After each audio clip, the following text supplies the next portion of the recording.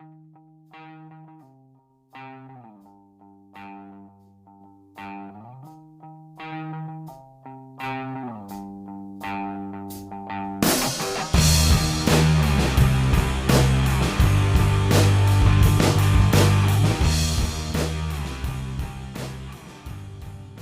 everyone, and a big, warm, hearty welcome to all. Which means you. Yes, you. And you. And you. And you. Welcome to the one and only, truly original self-detective club from head to toe. So far in this wellness calendar series, we've examined ourselves. We've looked at our relationships, our internal world, coping strategies, even setting up our own self-detective agency. And now we've come to June and we're opening up our lens even wider to explore ourselves as citizens of the world, as people who inhabit a shared space with other people. So us as country folk, as city dwellers, as residents within communities, within societies. And as ever, there will be no right way or wrong way to respond to any of these 30 vignettes. This isn't about agreeing or disagreeing with whatever comes out of my mouth. It's about finding out if any of this information is useful or relevant to you. And yes, it might challenge or be challenging, but hopefully always in a safe, warm, and supportive way.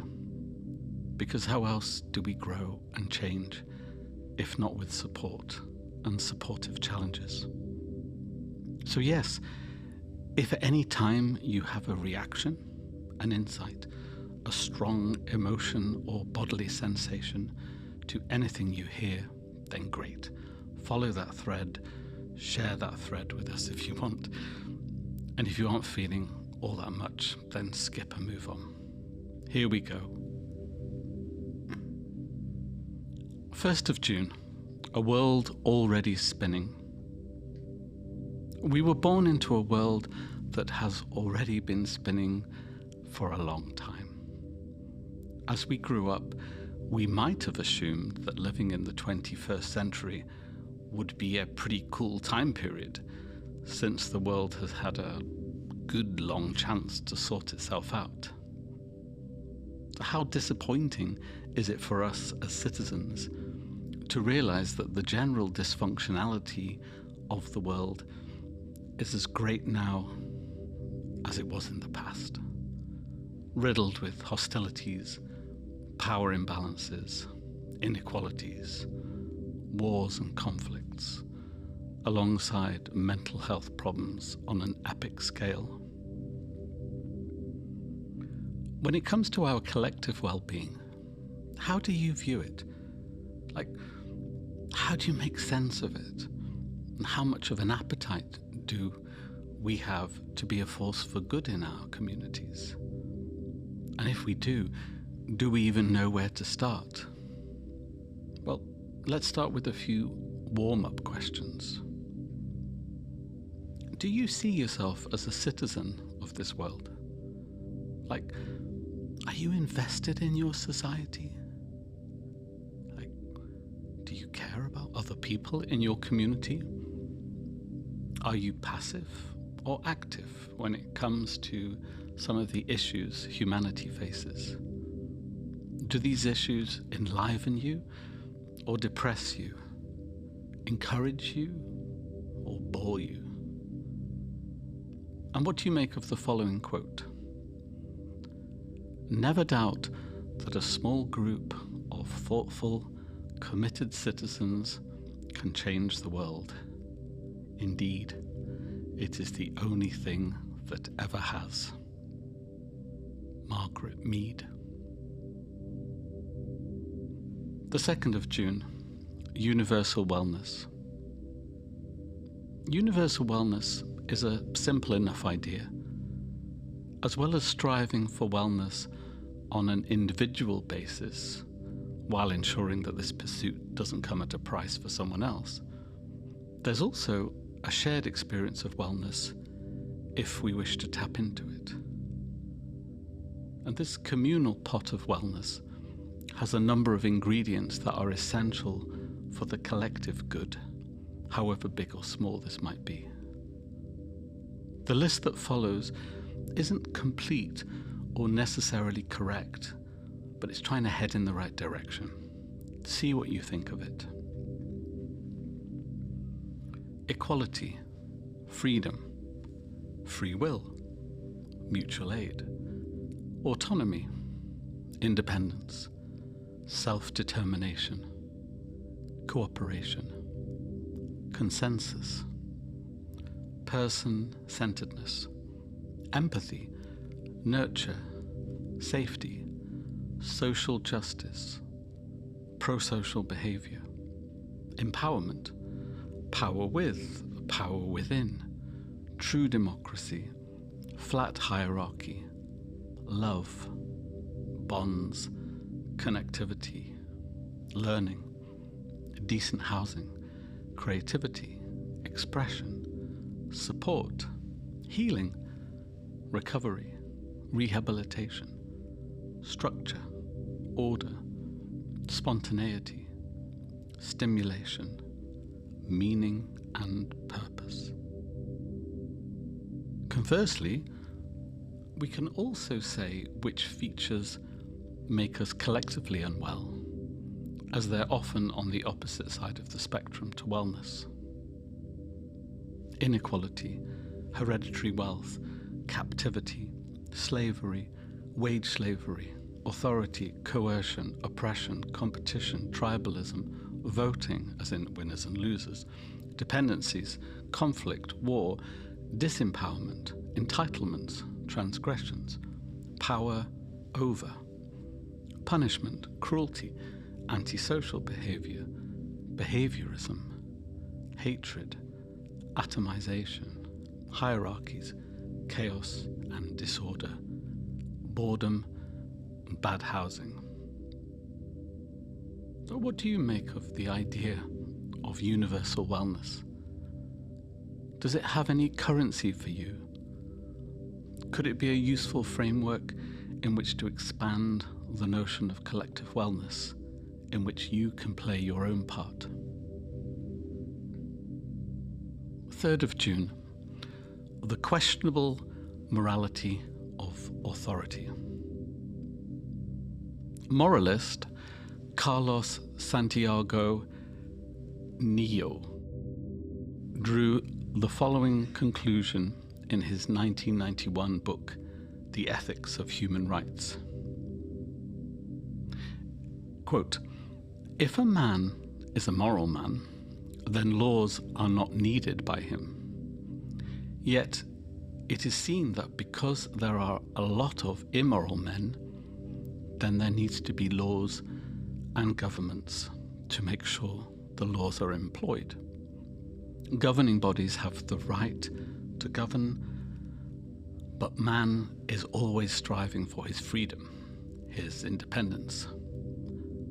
Governments are seen as a way of coercing immoral people to become moral by law and force and terror." End quote. Yet does this approach actually work? Can you be moral and coercive at the same time? Can you force morality onto someone? If so, and if it worked, then surely rape and murder would cease to exist alongside all other societal ills. Thomas Hobbes, writing his book Leviathan in 1651, saw human nature as essentially evil and selfish, which is why people needed to be governed by a greater being than themselves. But who might this greater being be? And what do you make of this part of a letter written by a lord to a bishop in 1887? Quote, "Power tends to corrupt, and absolute power corrupts absolutely.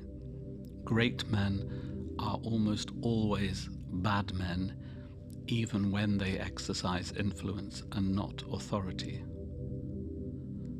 Still more, when you superadd the tendency or the certainty of corruption by authority."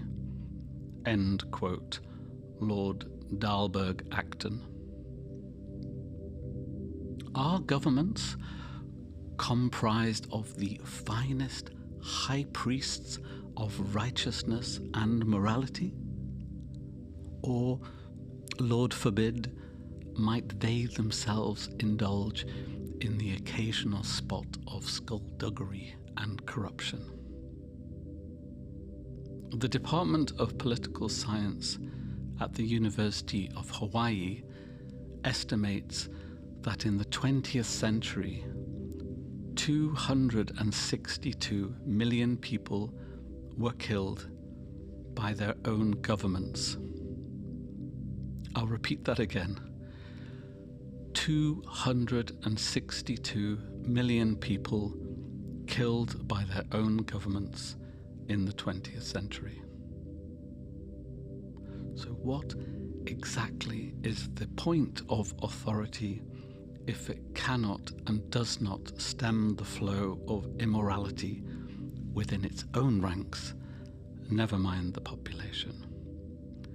Answers on a postcard.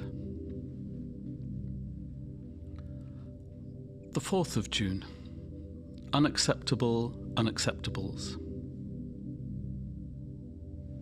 If an alien were to study our world, what would they conclude based on what they saw? Would they consider rape and murder as something that humans ultimately tolerate because of the frequency with which it occurs? And what about oppression and discrimination, war and conflict? What about homelessness? What about child poverty? Is this unacceptable acceptable? If it's acceptable, then fair enough. If it isn't, then how come it has existed for an eternity? Not for one child, not for 100 children, not for 1,000 children, not for 1,000,000 children, but for millions and millions of children. So who decides what's acceptable? How might you measure unacceptability/acceptability to a point where the scales are tipped one way or the other? And besides, do you even care? Do you have time to care? Or are you doing just fine, thank you very much? Is there a social contract? Or has it been broken a long time ago? Do you have any say in how your world turns? Do you have a voice? Do you use your voice? Or do you willingly give it away to others, to those that you think know better than you do? If there was a tipping point, an enough is enough moment, a collective outrage, could the unacceptable become so unacceptable that it would cease to be? And if so, where is that outrage? Because without the outrage, surely we must be accepting of the unacceptable, if indeed it is unacceptable. We are as complicit as the next person. We are the cancer, not the cure. We are one big blob of intergenerational dysfunctionality. So can we just call a spade and admit that we live deep in the heart of a very sick and troubled millennia, and stop all this pretense that a little bit of reform here and there is going to make a blind bit of difference? when what's needed is open heart surgery, or even starting again from scratch? Can we acknowledge that every institution that currently exists is part of the problem, if indeed there is a problem, rather than the solution, by virtue of their very existence and their inability to stop what's unacceptable? But more importantly, what do you think? Is this helping to get your brain cells warmed up about your own ideas and your own ideology and your own notions of citizenship? The 5th of June, democracy versus true democracy. If you make a cup of tea and then take a thimble of that tea and pour it into a bath, and then fill the bath up with water, can you call what you have created a bath of tea? Or is it a bath of water with a smidge of tea? Or is there so little tea in it now that it's just really a bath of water? Put another way, at what point does something become so diluted that it's nonsense to call it what it originally was? Or what if it was already diluted and was never really all that potent in the first place? Democracy was formed in the 6th century in Greece to avoid the discontent of the middle and working classes becoming revolutionary, which is much like the origins of the Great Charter of Freedoms in 12th century England, otherwise known as the Magna Carta. Rule of the people, in reality, meant only Athenian men over 18 were able to vote, so long as they weren't foreign or slaves. The representative democracy we have today allows citizens to vote every 4 to 5 years for a small group of individuals to be bestowed great powers that affect the lives of millions of people. Is this democracy? Or is this the weakest form of democracy you can possibly have before you start to call it something else, like a blend of plutocracy and totalitarianism? Is democracy nothing more than a homeopathic vibration of something that never even existed? Moreover, if democracy is so great on its own, then how come there's another term known as true democracy? True democracy is where representatives are bypassed in favor of direct participation by each and every person. As Mahatma Gandhi commented, in a true democracy of India, the unit is the village. What are your thoughts on democracy and true democracy? Would you like to be directly involved in the decision-making that affects you and the world around you? The 6th of June, human-sized humanity. Quote, "Whenever something is wrong, something is too big." Leopold Kohr. Picture the scene. You're a big shot in a multinational soft drink company. There's trouble in one of your plants in another country where workers are attempting to improve their pay and conditions, which is going to affect profits. The words that pass down from your lips to a chain of subordinates is "sort it out." 2 months later, the solution to the problem is reached. The key troublemakers are assassinated. Now picture this setup. You're a member of a cooperative that has 18 people in it. Everyone is equal and has an equal voice. There's a disagreement about the direction of the company, particularly between yourself and another member. The disagreement is resolved amicably and consensually, and nobody dies. In his post-World War II book, The Breakdown of Nations, Leopold Kohr, an economist, raises the question of how size might play a part in the dysfunctionality/functionality of a group of people. Put another way, at what size does a group of people lose its humanity? At what point does it become dehumanized? Could this be over 20 people? Above 40 people? 60 people? 100 people?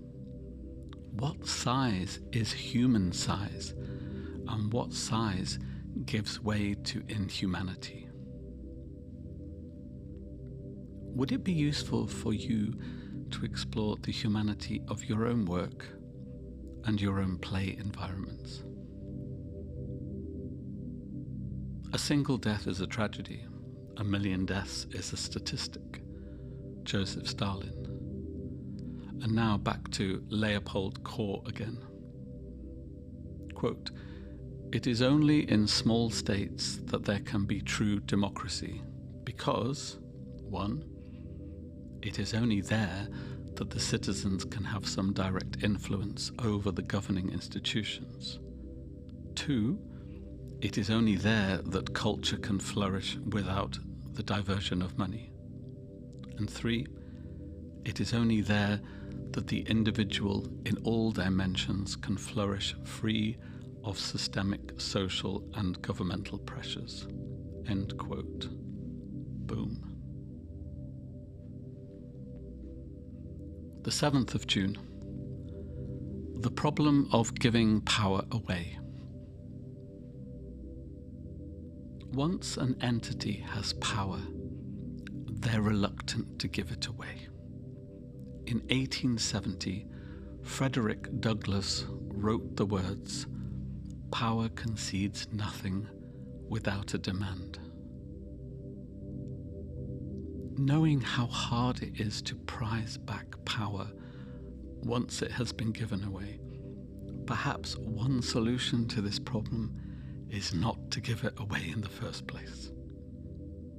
This would require people to be up to speed on all forms of power and to be vigilant and guarded against others attempting to make a power grab.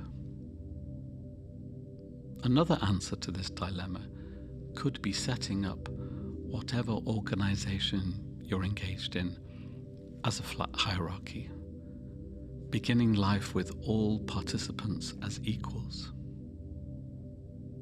Thomas Jefferson, the 3rd US president, was aware of this problem when he said, "The way to have good and safe government is not to trust it all to one, but to divide it amongst the many."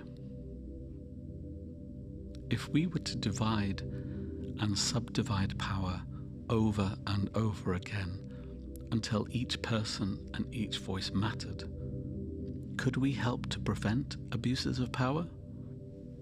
What do you think? The 8th of June. Divide and rule versus solidarity. The common enemy of the oppressed is always the same throughout time and space. The oppressors, the ruling classes, the people who have the power, the wealth, the land, the influence, and who have no desire to share it with anyone else. Not only have these people managed to dictate the terms of culture, education, media, economics, governance, and justice in their favor for centuries, They also use the darker side of psychology to maintain their privilege, driving a wedge between those that oppose them in order to weaken their unity and their resolve. There are so many ways to stir up hostilities and infighting using whatever existing materials are at hand. So here, take your pick. Titles, honours, age, gender, race, creed, class, tribal politics, referendums, religions, hierarchies, leaders, masters, gods, kings, queens, borders, countries, nationalities, flags, news outlets, immigration, wage differentials, criminality, victims, perpetrators, yada, yada, yads. Yet the oppressed people living within a hostile environment are just as good at creating their own them and us divisions as the oppressors are. Given a small pot of resources to fight over, well-meaning single issues end up competing in a lifelong oppression Olympics. And here we can see human rights being pitted against women's rights, black rights, gay rights, trans rights, etc., etc., etc. Under one banner, these activists and sympathizers would be a strong force for change. As it is, they can be picked off one by one as the baton for Flavour of the Year passes from one minority cause to another. What do you make of this idea? Do you see the world in terms of division, or do you have a different outlook? 9th of June, the tight sphincter blues. Sphincter, an internal muscle that relaxes or tightens to open or close a passage. Some people, metaphorically speaking, have tight sphincters, insofar as everything in the world around them makes them angry, embittered, and tense. They're constantly outraged at what other people do or don't do with their bodies, or their identities, their voices. They can't seem to let other people lead their own lives. They have to intrude and make their displeasure known. Needless to say, they're rarely happy in their own lives, perhaps undone by their own reserved nature and their inability to be who they would like to be. Hence, they need to dump their shit on people who are seeking to be more liberated than them. To compound this problem, plenty of newspapers cater to this type of person and help them to tighten their sphincters even more, with shock headlines of the "isn't it disgusting" variety.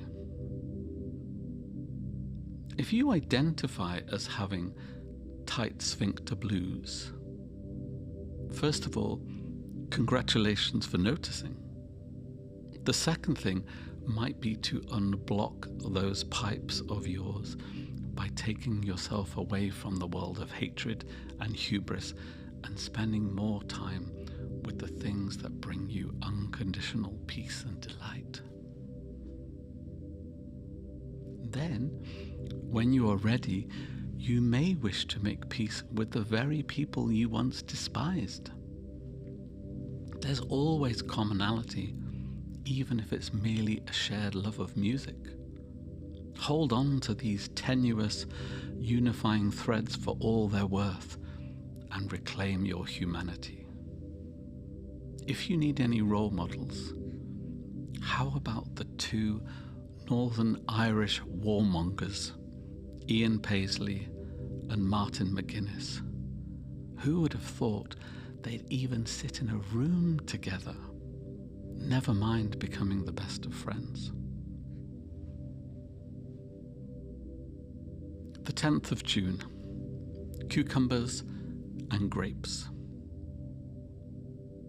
Frans de Waal is a professor of primate behavior who discovered that animals object to inequality and unfairness.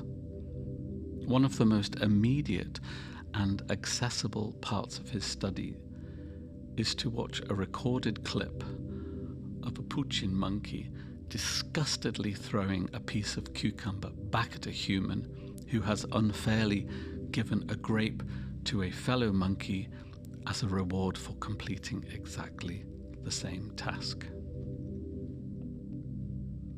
If these monkeys don't like unfairness and inequality, nor dogs or hens or horses in follow-up studies, then what on earth are we doing with hierarchies that are rife in every aspect of our own human societies? If we wanted to throw a blanket of misery across the world, surely we couldn't do much better than giving different people different powers and different payments for their efforts. Can you imagine a world that's equal, equitable, and fair? Where might you fit into this particular issue? 11th of June, thoughtlessness.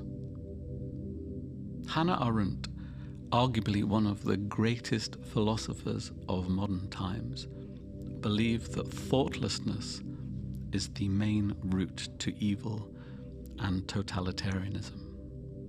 In her writing, she gave us some clues as to how, collectively, we can be vigilant against tyrannical rule. Evil, she reasoned, is an absence or a deprivation of goodness and requires a deficiency of thought to flourish. Now, how many systems, capitalism, communism, for example, and how many job roles exist today that are devoid of human thought, devoid of humanity? And unless we check in with ourselves, we can easily sleepwalk into dehumanization, either as an active authoritarian or a passive bystander. Having watched the trial of Otto Adolf Eichmann, who played his part in the atrocities of Nazi Germany, Arendt found his account of his role in the Holocaust as an obedient and law-abiding death killer utterly, utterly banal. He, like many others, carried out his role without intent, without moral outrage, without resistance, and without thought. Instead of thinking for himself, he let other people do his thinking for him. Hannah Arendt believed that authoritarian systems mixed with thoughtlessness leads to a landscape where people believe opposition is futile and nothing can be reversed, so there's no point in fighting for a better life.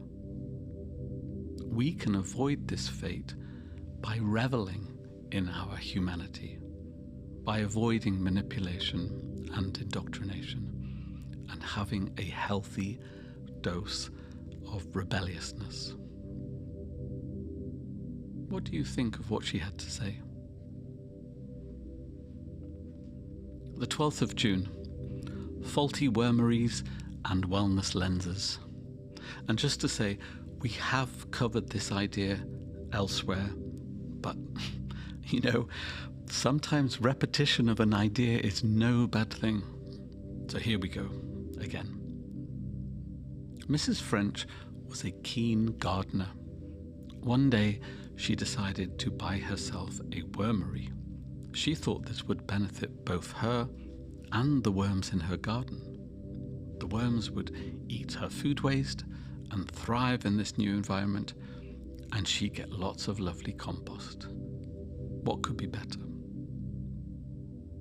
Unfortunately, the wormery that Mrs. French bought was either poorly designed or she set it up wrong. For when it rained, The worms slipped down to the bottom of the tank and drowned. Reflecting upon this sorry episode, Mrs. French realized that there's a big difference between what exists and what actually works in practice. And unless something is seen to be working, it might instead be harmful. Now, applying this rationale to aspects of society, what do you see in your current landscape that is fit for purpose, and what really isn't? Mrs. French went on to devise her own way of seeing the world through the lens of a wellness camera. This camera was an extension of her mind and was free to go anywhere it wanted.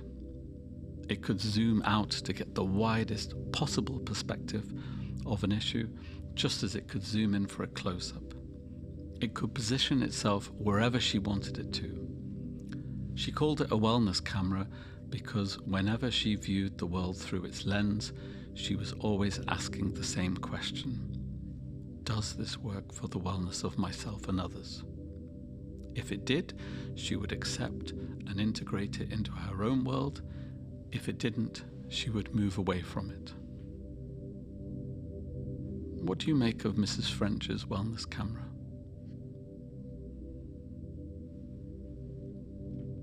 The 12th of June. How revolting are you? In 1851, Pierre-Joseph Proudhon wrote The General Idea of the Revolution in the 19th Century, a call to action for a better world. One of the oft-quoted passages from the book is as follows: To be governed is to be watched, inspected, spied upon, directed, law-driven, numbered, regulated, enrolled, indoctrinated, preached at, controlled, checked, estimated, valued, censored, commanded by creatures who have neither the right nor the wisdom nor the virtue to do so. To be governed is to be at every operation, at every transaction, noted, registered, counted, taxed, stamped, measured, numbered, assessed, licensed, authorized, admonished, prevented, forbidden, reformed, corrected, punished. It is under pretext of public utility and in the name of the general interest to be placed under contribution, drilled, fleeced, exploited, monopolized, extorted from, squeezed, hoaxed, robbed. Then, at the slightest resistance, at the first word of complaint, to be repressed, fined, vilified, harassed, hunted down, abused, clubbed, disarmed, bound, choked, imprisoned, judged, condemned, shot, deported, sacrificed, sold, betrayed, and to crown all, mocked, ridiculed, derided, outraged, dishonored. That is government. That is its justice. That is its morality. End quote. Whew. What do you make of the quote? Do you have a revolutionary spirit, or do you not mind being subjugated by others? If you have no desire to radically change the world, do you have any compassion for those who do? Like, could there be a way of meeting people's needs through groups of people living in different ways, side by side, with some inside authority and some outside of authority? The 13th of June, charity versus change. So are you ready to be challenged once again? Okay, If anyone needs any kind of charity, then as a caring society, we have already failed. How so? Well, there are plenty of resources to go round without having to resort to random acts of kindness. So the fact that some people have managed to take the lion's share of what was once a common treasury, leaving a deficit for others, makes a stronger case for change to our social structure rather than for charity. Yet perhaps this is the very point of charity, to merely keep people from dying and to keep people from revolting by giving them just enough to scrape by on. And in this sense, charity does a great job of making intolerable situations bearable and preventing any meaningful change that would challenge the order of the day. Here's another line of attack to digest. How many charities have managed to end the very thing they were set up to tackle? Like poverty, homelessness, mental health. How many of them have wound down because they were so successful in their field that they did themselves out of a job? No. Many charities are perfectly proficient at finding their own niche within the wider framework of governance, and so long as they don't rock any boats or demand change, they're permitted to remain. Perhaps the very pinnacle of their achievement is to sit, morally compromised, at a table of the powerful, helping to influence policy, helping to legitimize a no-change strategy towards some problem or other. Up for any more challenge? Okay. Is there anything more insulting and degrading than having a system where poor people exist? Never mind dividing them into two groups, those that are the deserving and those that are the undeserving. This is what the concept of charity has been perpetuating in the UK since the Poor Laws in 1601. What do you think? Are you a fan of charities? Can you envisage an alternative world where they are not needed? 14th of June, entitlement. Entitlement is the misplaced belief that you deserve special treatment over other people because you're better than them in some way. Prerogatives can take place consciously or unconsciously. Either way, this type of privilege can have a profoundly negative effect on an individual and societal level. Picture the scene. A young person in their 20s is striding through a train when they near an old person in their 80s coming the other way. Without slowing down, without negotiation, the young person forces the old person to stop and give way while they zoom ahead. Age, race, gender, sex, sexuality, wealth, role, status, class. Entitlement can rear its ugly head at any moment through a number of perceived divisions within our communities, coupled with a culture of rampant individualism. And yet, as caring and invested citizens, we can call out acts of entitlement, starting with our own.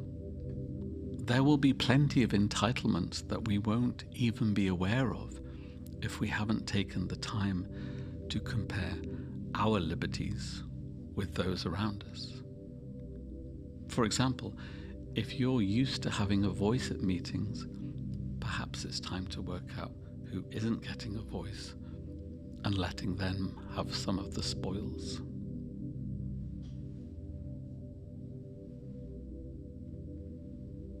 The 15th of June. Spatial transgressions versus spatial awareness. Spatial, the space between people and/or objects. The definition of a transgression is much wider than breaking a law or breaching a rule or regulation. It can include everyday acts that go against the basic fabric and well-being of our communities and our culture. It can include being reckless, causing offence, and all-round general antisocial behaviour. It may not be illegal to do a 3-point turn in your car near a school during a pickup or drop-off times, but it's still dangerous and it's still inconsiderate to others. Shouting at your dog in a park won't get you into trouble with the police, but it won't be a pleasant experience for the passers-by who have to put up with your hollering. Being so intoxicated that you rely on others to keep you right doesn't infringe any laws, but it does impact on those who have to look out for your safety. With too many spatial transgressions, a community will lose its glue, its cohesion, its unity. Once this happens, we'll end up living in the Wild West, if we aren't already. So what can we do? We might not be able to change the mindset of people directly, but we can do it indirectly through our own behaviour. Here's a spatial transgression checklist that someone has created to keep themselves on the right path with their own morality. Am I talking too loudly? Is my music on too loud? Am I blocking someone's path? Am I making a nuisance of myself? Are my actions making anyone feel uncomfortable or intimidated? In getting my needs met, am I impacting negatively on anyone else's well-being? Am I becoming out of control? Do I need to step away from my current location in order to improve the situation? Am I doing right by the cultural norms that exist in my current location? What might you put in your own checklist? The 16th of June, reading the room. Okay, so you're in a new venue listening to a band playing live when a group of people barge in front of you, screaming, shouting, and talking over the music. Is this cool or uncool? It doesn't seem very cool or considerate. But without any guidance, how are you supposed to know? I mean, if you challenge their behavior, maybe it's you that's in the wrong, since maybe in this particular venue, it's acceptable to get your needs met without worrying about others. So how do you know how to respond? Anyone is only ever in the game, culturally speaking, if they know what the game is, if they know how things are played and being played out, if they know what to expect, if they have informed consent. Otherwise, they're not in the game and have no way of knowing how to get into the game unless they're explicitly told. Do and don't signs get messages across that are hostile and non-negotiable. Polite signs tend to focus on only one theme and leave other areas untouched. A cultural signpost, however, one that's widely distributed, that's been pulled together by all the stakeholders of a venue or an event, that shows people what's culturally okay and what isn't, and done in a language that doesn't rub people up the wrong way. I mean, This could reduce a lot of tension and create a greater collective cohesion. Not only could it keep transgressive behaviour in check, it could also give permission to people to delight in activities that might not be considered acceptable, such as dancing. So here's an example of a cultural flyer handed to a punter on their way into a new music venue. Hello and welcome. Do enjoy yourself, and at the same time be aware that this is a shared space and we don't want to spoil anyone else's fun. When a band is playing, it's good practice to keep any noise down until a song is finished, unless you're at the very back of the hall. By all means, use the front area for energetic dancing. This place is down on drugs and excessive drinking. Unwanted attention and aggressive behaviour is a real no-no. We encourage you to be a vocal bystander and to tell a member of staff if anything is going on that doesn't seem right. So, how clear are the cultural norms of the places you inhabit, or the activities that you engage in, such as educational establishments, gyms, swimming pools, steam rooms, cinemas, department stores, festivals, transportation, meetings, and gatherings, etc., etc. The 17th of June, corporate whoring. This is a direct appeal to anyone who is considering using their newfound celebrity status to help flog products for monetary gain. Please don't. Now, you may be able to justify this act to yourself by citing that this practice has been around for a long time, that it's just like any other transaction, that it doesn't harm anyone, or that everyone knows it's not really real, i.e. everyone knows you don't really care about the product that you're flogging. Yet, if you were to stay around this theme for a little bit longer, perhaps you might see your own small contribution to the enhancement of a profoundly sick society. I mean, what are the effects of blurring the line between what's real and what's not? Do you know? Do you think there are no consequences to this action? Or do you think that since truth and trust have already been tampered with, no one cares about duality anymore? Or do you simply not care? What are the effects of people watching as you merge your persona with that of a brand of goods? Do you think deceit is a useful tool for a society?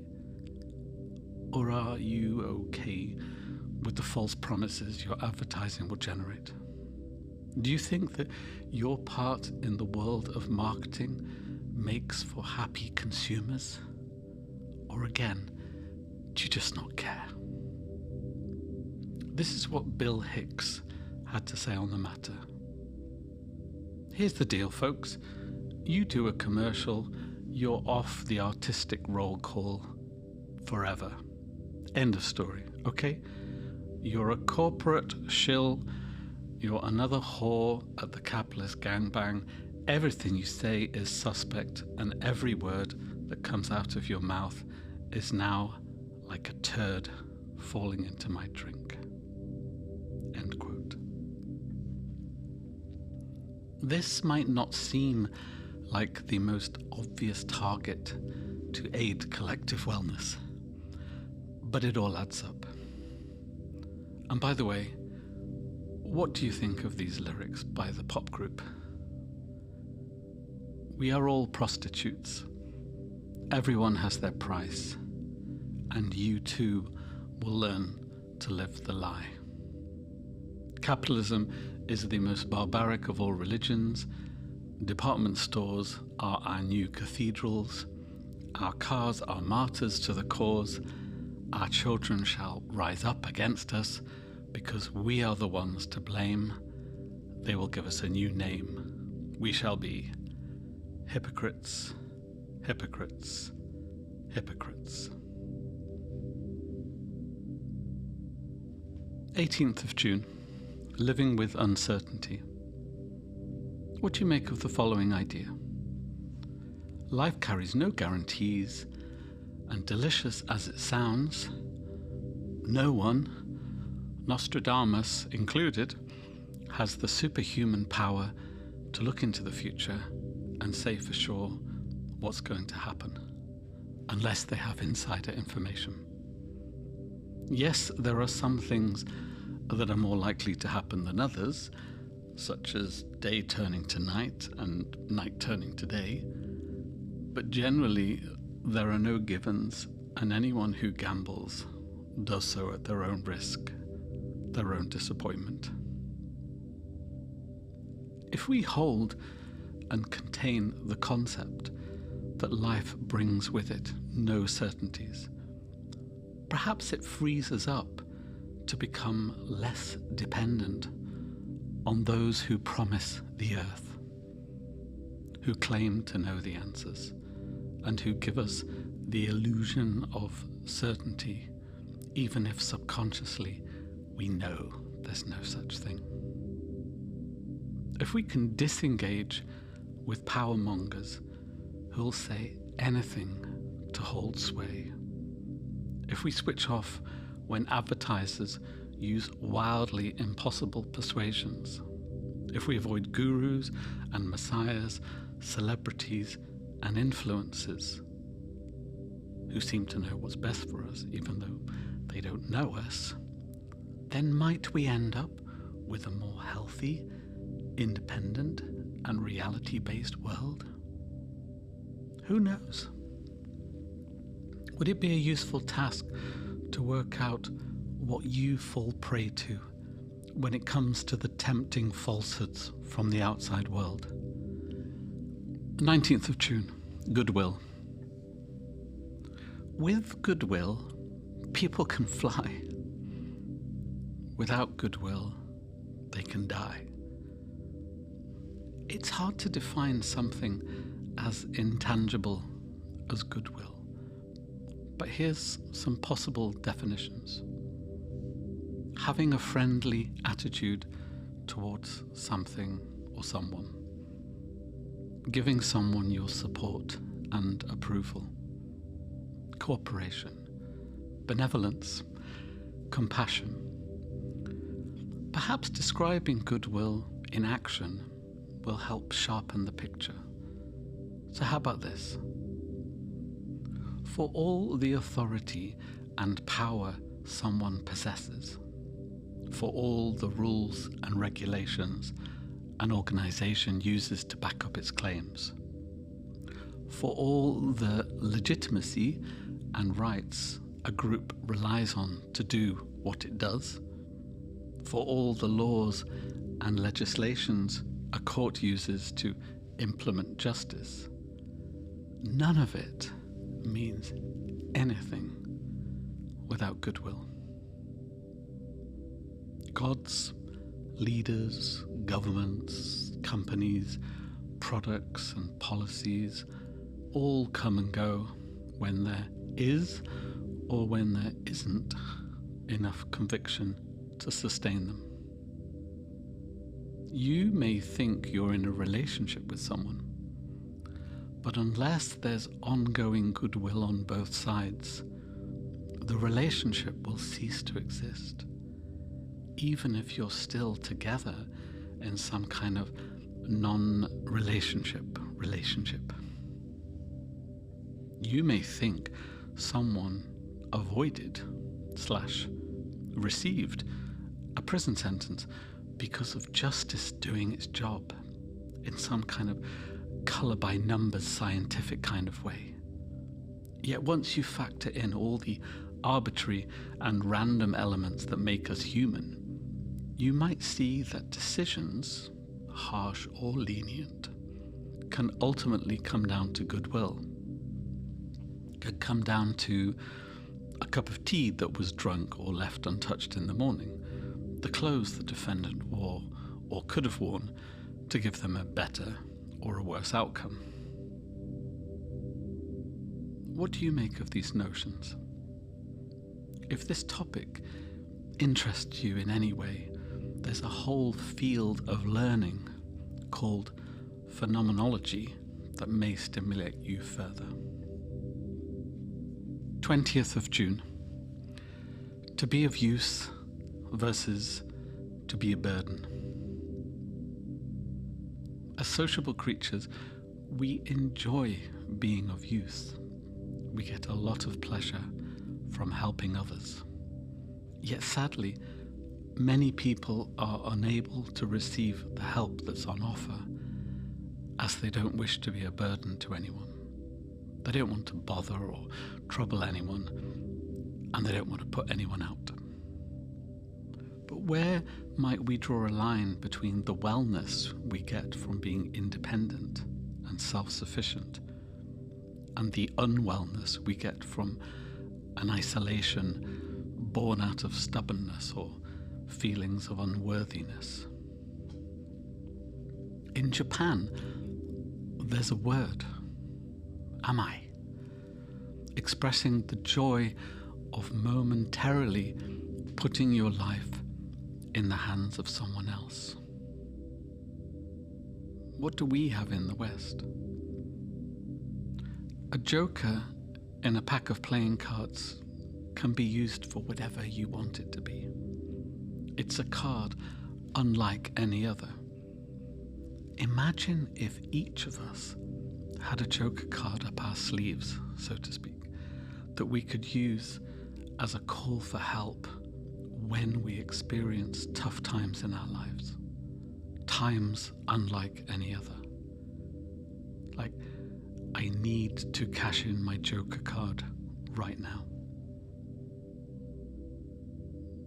Everyone needs help at some point in their lives. Even rescuers need rescuing.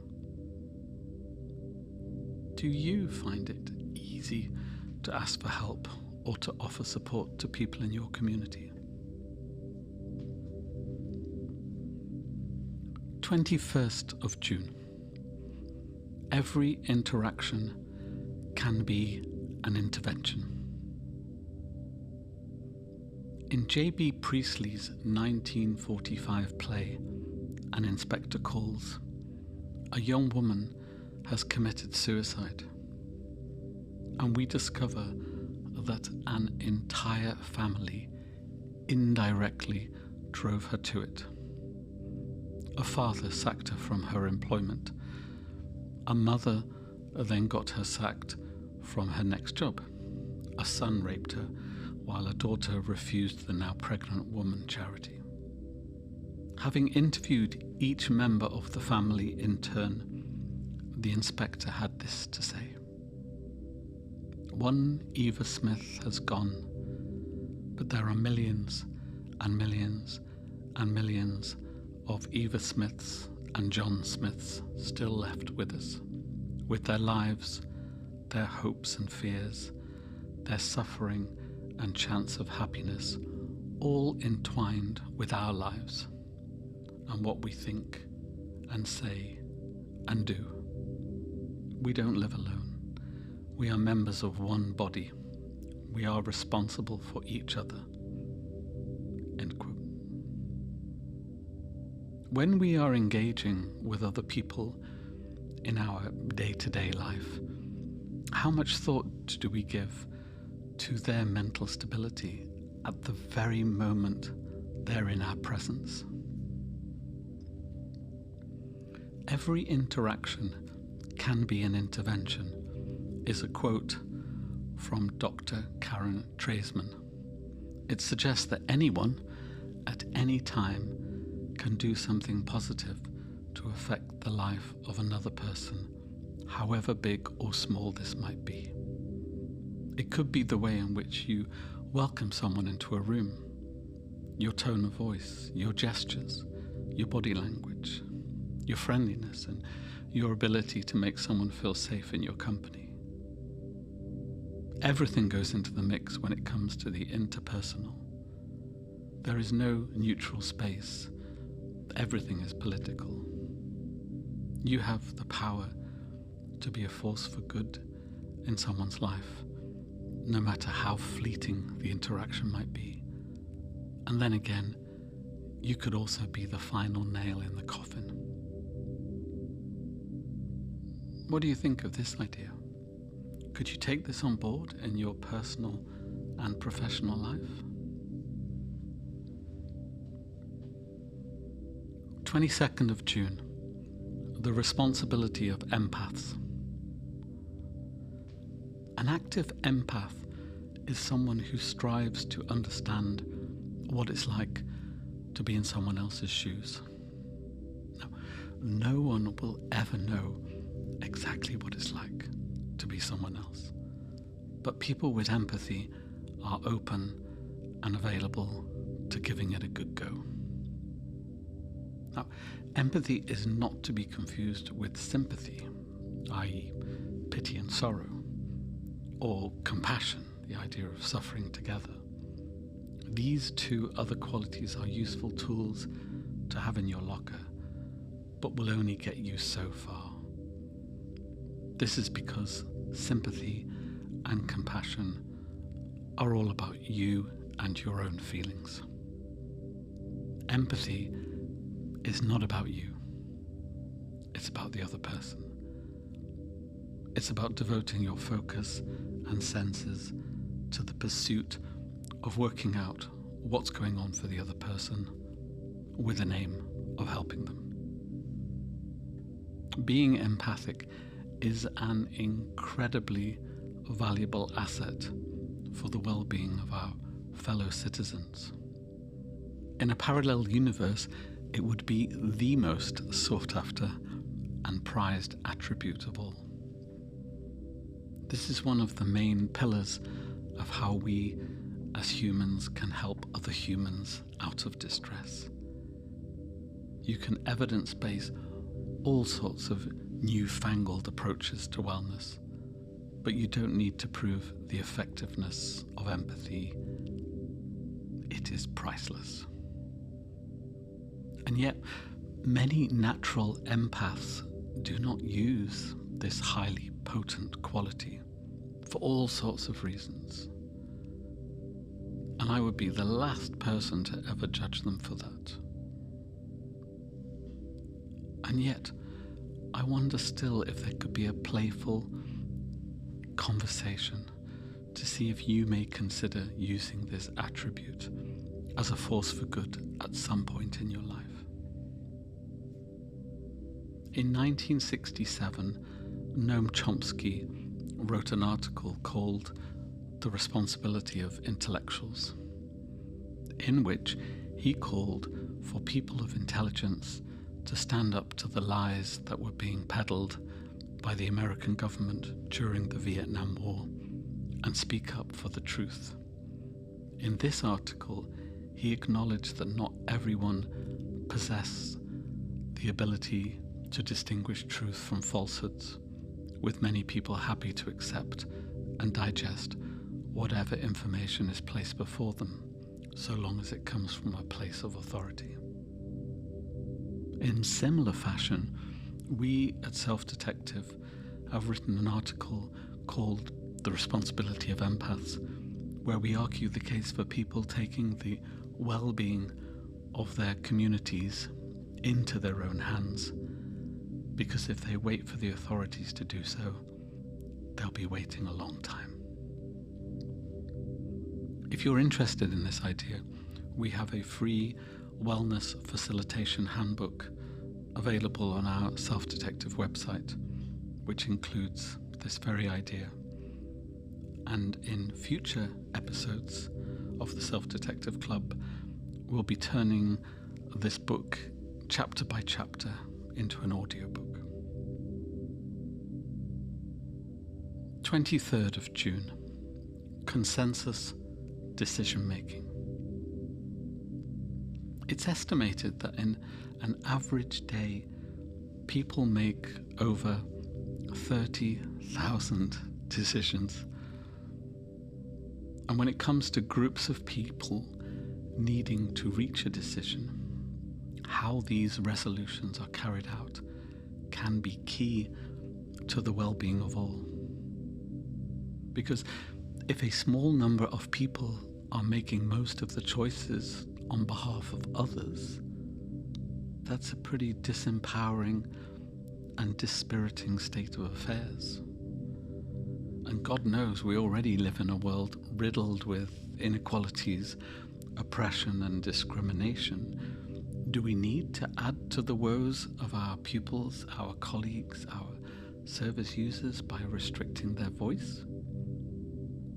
And if you're thinking that a quick vote can determine which path to take, well, maybe think again, because voting creates winners and losers. And do we really want to cause division within our peer groups, even if wider society doesn't mind?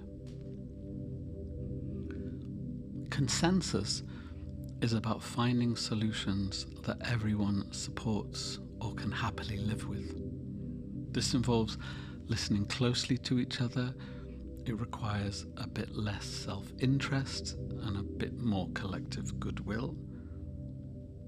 It's about coming up with ideas that work for all, that are acceptable to all.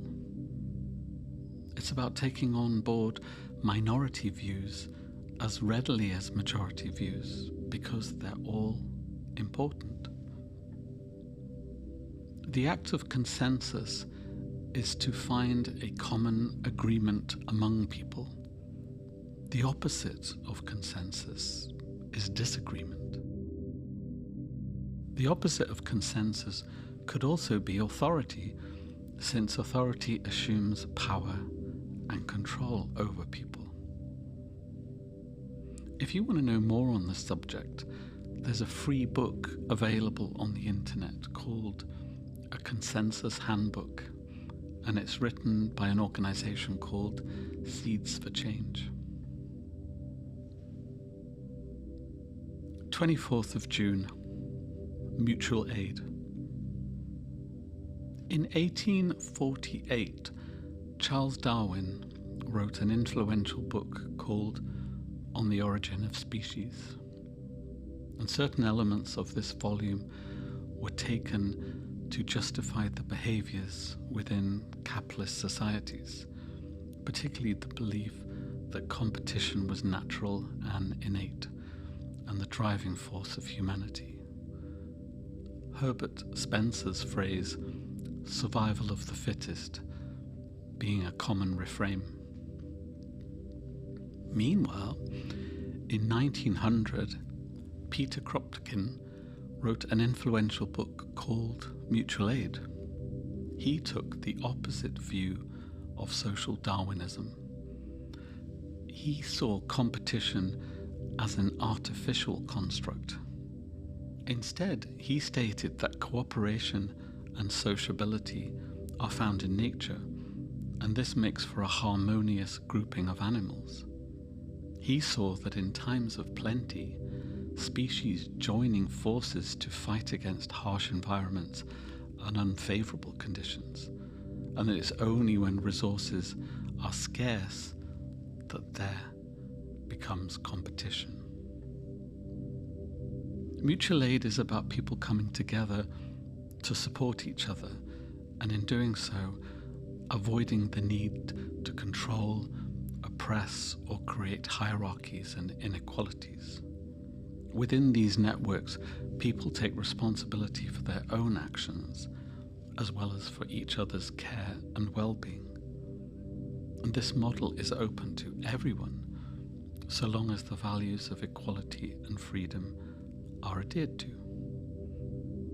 Today, there are mutual centres in many towns and cities in the UK that are open to voluntary participation. Is this something that you might be interested in? Quote, "No person, I think, ever saw a herd of buffalo, of which a few were fat, and the great majority lean. No person ever saw a flock of birds, of which 2 or 3 were swimming in grease, and the others all skin and bone." End quote. Henry George. 25th of June. We are the ones we have been waiting for. If you plan on waiting for someone else to change the world for you, you'll likely be waiting a long time. Meaningful change doesn't happen in corridors of power. It happens on the street. It happens with direct action. The initial support in a humanitarian emergency doesn't come from a ponderous, centralized system, but from people on the ground responding to the crisis in an immediate and human way. There's no bureaucracy involved, no red tape, no wages to be negotiated. It may be crude, but it's effective. Quote, "Never depend upon institutions or government to solve any problem. All social movements are founded by, guided by, motivated, and seen through by the passion of individuals." End quote. Margaret Mead.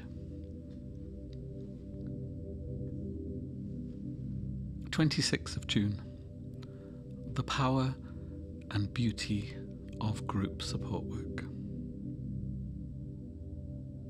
Irvin Yalom devoted a lot of his career in psychology to studying and practicing group work. He came up with 11 things that can happen when people come together under the same roof. See what you think of the following, and then see if you want to get stuck in. 1. Gaining hope. As hope is an important component of change, having hope will keep people coming back for more, just as a lack of hope will drive people away. A good group will show participants just what they can achieve if they're prepared to take a few risks here and there by opening up a little bit at a time. 2. Recognizing that you're not alone. If a person is struggling with a particular problem on their own, it's easy to think that they're the only person doing so. Coming to a group where other people are going through similar issues, similar frustrations, can be of great comfort. It can also help participants to find out what others are doing to improve their situation. 3. Receiving insights and information. In group work, people can gain insights from a number of sources through information that may be presented by a facilitator, through listening to other participants sharing their experiences, and through their own self-awareness. 4. Giving back. To be of use by supporting others in a group through listening, sharing, reassuring, assisting, etc. can be one of the most amazing things someone can do. It can be particularly helpful to people with low self-worth. 5. Focusing on the way you relate to significant others. Being in a group away from friends and away from family allows people the opportunity to see how participants relate to each other. And this information can then be used to improve relationships outside of the group, back in the real world. 6. Aiding your social skills. This is similar to 5 in that group work affords people a chance to work on their own social skills by exploring and experimenting with how a person can present themselves within a safe, live setting. 7. Modeling the good bits of other people. There are likely to be some people in the group who individuals respect or warm to more than others. If there are elements of these people's character that a participant believes would be useful to model for themselves, there's nothing to stop them from absorbing these qualities. 8. Using other people to work out who you are and what's important to you. We only truly know ourselves in relation to other people. The fact that other people in a group have their own life experiences, their own values, beliefs and standards will be of great help to us in understanding what we're made up of and what we might wish to change about ourselves. 9. Working well as a unit. If someone feels a bond with their fellow participants, if they develop a sense of belonging, if they start to care for others and feel that others in turn care for them, then you've got something really special going on. 10. Letting go of stuff. If a participant does not feel judged, the group will be able to support them in letting go of stuff that's no longer helpful in their life, such as people, values, ruminations. 11. Being able to talk big. How often do we get to talk about things that are really meaningful and purposeful? How often do we get to talk about our hopes, our fears, losses? In group work you can, because in groups you don't tend to waste time on trivial subjects. You go straight into the fairly deep end. 29th of June. Person-centeredness. Quote, "If I keep from meddling with people, they take care of themselves. If I keep from commanding people, they behave themselves. If I keep from preaching at people, they improve themselves. If I keep from imposing at people, they become themselves." End quote. Lao Tzu, 601 BC to 531 BC. The person-centered approach believes that everyone has within themselves the ability to get the most out of their lives, that we all have an inbuilt tendency to want to thrive, to grow, to develop, and to reach our potential.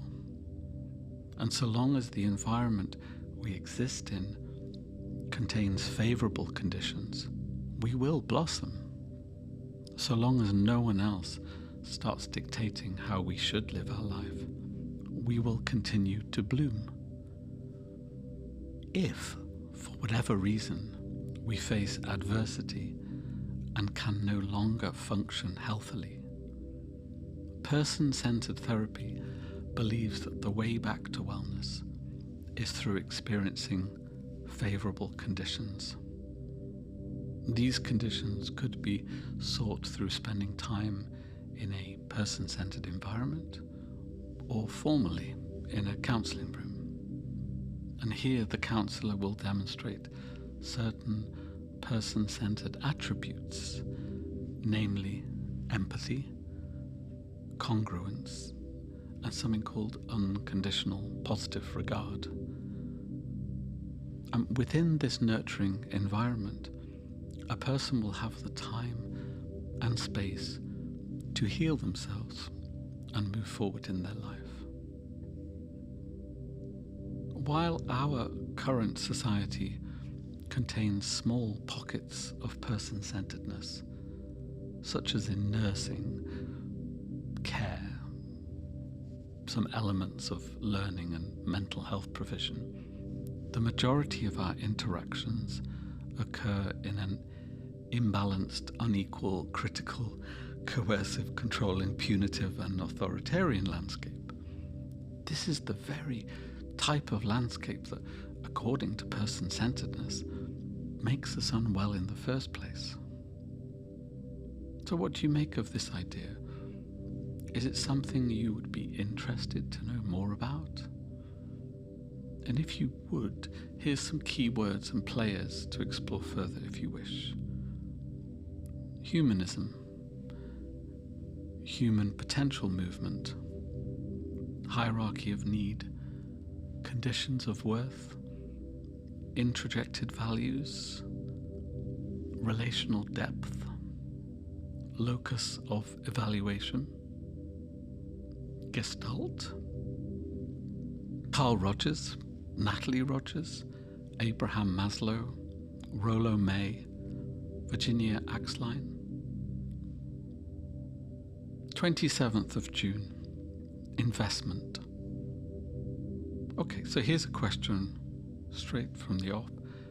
How invested are you in your community? On one level, this might seem like a pretty obvious question, since maybe you've managed to create a nice little world for yourself where you stay in touch with friends and family, you talk to people on the street, maybe you even pick up litter or help an elderly neighbor once in a while. Or maybe you don't. Yet on another level, a higher societal level, let's see where you stand. Are you a wage slave? Have you set up a business where you enslave other people? If you give to society, do you get a chance to take anything in return? Conversely, if you generally take, do you find an opportunity to give back? Do you have a say in the running of your community? Or do you let other people get on with that sort of thing? Are you accepted in the community for who you are, or not, as the case may be? And generally speaking, do you like or dislike people? Do you have time to think? Do you struggle with life, or is it a breeze? Within a competitive setup, are you a winner or a loser, both or neither? Once again, we invite you to ask yourself, how invested am I in my community? And finally, the 30th of June, news from nowhere. Definition time. Utopia, an imaginary place that is ideal for the imaginer to live in. In 1890, the artist William Morris wrote a utopian book called News from Nowhere, in which he explored a fantasy future world where there was no ownership of land, no private property, no authority, no prisons, no cities, no money, and no overproduction, and hence no waste. Instead, art, work, and everyday life were entwined and infused with creativity, pleasure, and nature. Unless we can imagine an alternative to something that exists, how can we ever hope to move on and progress? With this in mind, would it be a useful exercise for you to draw up your own paradise, your own notion of something that would be close to perfection? Okay. And pause, and breathe, and reach for the headache tablet, but hopefully not. Thank you very much for your ears, dear listener. Keep the comments coming in. podcast@selfdetective.net. Let's end this episode, as we always do, with a wee blast of the samphires. Take care. Bye for now.